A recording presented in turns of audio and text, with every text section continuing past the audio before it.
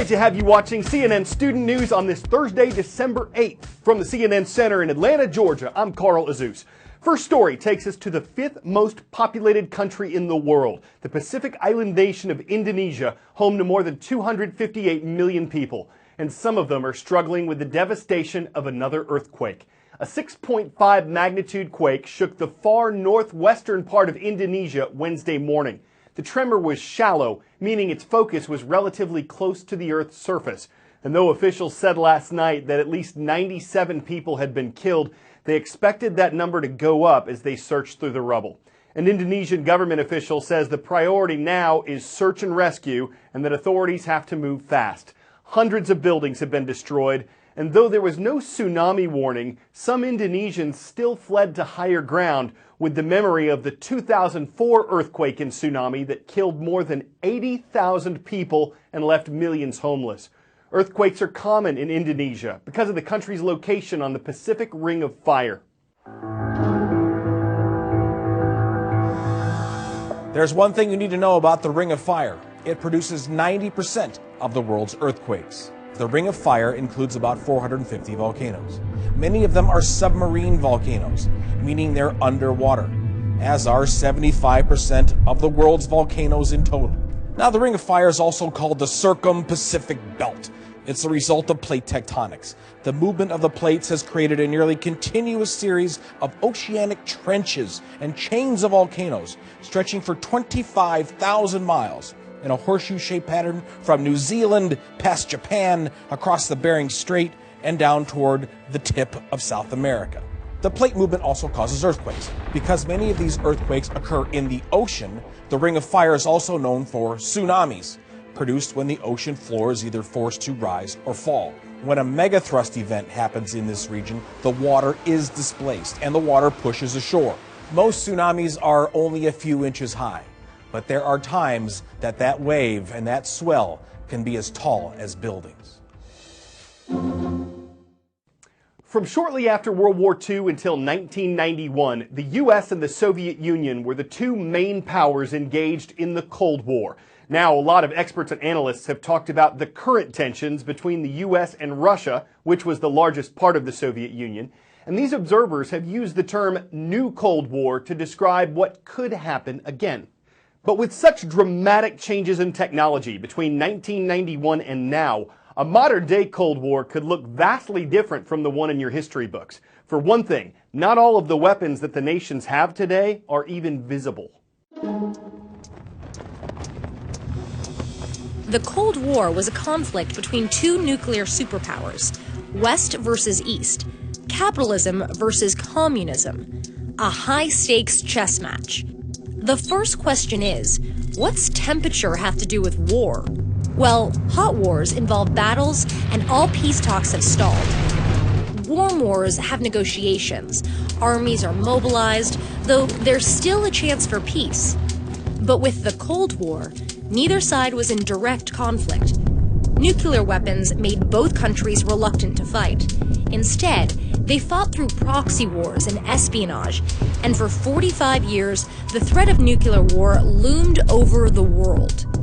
The conflict ended with the collapse of the Soviet Union in 1991. The question is, are we on the verge of a second Cold War?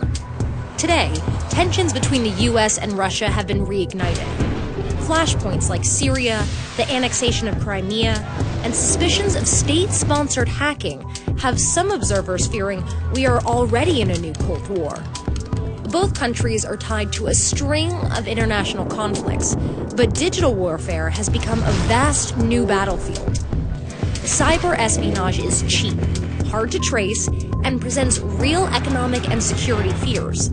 It is evolving quickly as states rely more on digital networks.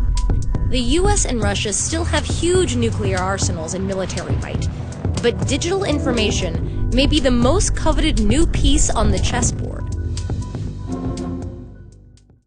Been a while since we reported on the dangerous Zika virus, a disease carried by certain mosquitoes that are present all over the globe. The World Health Organization, part of the United Nations, recently ended its classification of Zika as a global health emergency. But that's not because it's become less important or gone away. The organization has reclassified Zika as an ongoing threat, meaning it expects the virus to remain a problem like yellow fever and malaria. Most people who get Zika won't even know it, they don't have symptoms. But if a pregnant woman contracts the virus, it can cause severe birth defects or miscarriage of the baby. In the fight against the virus, one thing researchers are looking at is trying to control mosquito populations. In a Chinese laboratory, for example, researchers are producing millions of genetically modified mosquitoes. They're hoping these specific insects will help eliminate Zika and other diseases like dengue fever. So here's their plan. They start with mosquito eggs and then infect those eggs with a bacteria that would prevent them from transmitting the viruses. Their modifications also include sterilizing male mosquitoes so that if they mate with females in the wild, the eggs won't hatch.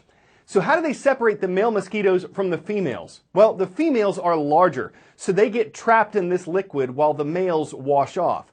Then the males are released into the wild, 2 million a week on this Chinese island. Male mosquitoes don't bite, so researchers don't have to worry about that. And they say that this process has reduced the populations of harmful mosquitoes by 96% here. Critics question whether this will actually eliminate mosquitoes from the area. And there are concerns about what would happen if a female mosquito somehow became genetically modified and then bit someone. In any event, Chinese scientists are hoping to produce billions of genetically modified mosquitoes and then bring them to the Americas, which have been hard hit by the virus.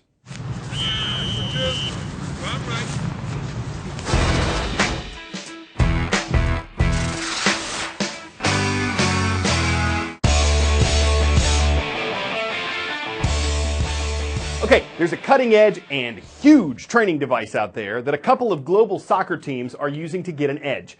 It shoots out a ball like a batting cage, and the player in the middle of the room has to field it and then pass it back into one of dozens of grids surrounding him or her. The downside, most soccer players may never set foot inside one of these. The starting price is $2.4 million. They can go up to $3.5 million. But for those people who do train here, it can be a step toward rehabilitation, better ball control, or even victory. So the function from the football is to make training for your first and second contact. So to make training for your pass and stop the ball. So like here, the ball comes to you, you stop the ball and pass it in the field. We have a lot of options here, so we can choose the number of balls. Yeah, we can play with 100 balls, and we can choose the speed from the balls from 0 to 100. That's really fast. We play with 50 in the first, or 55 with the first league team, and we can say which ball machine we active and which field. So you have a lot of training types. So you can tailor it to each player if they've got a weakness. Yes.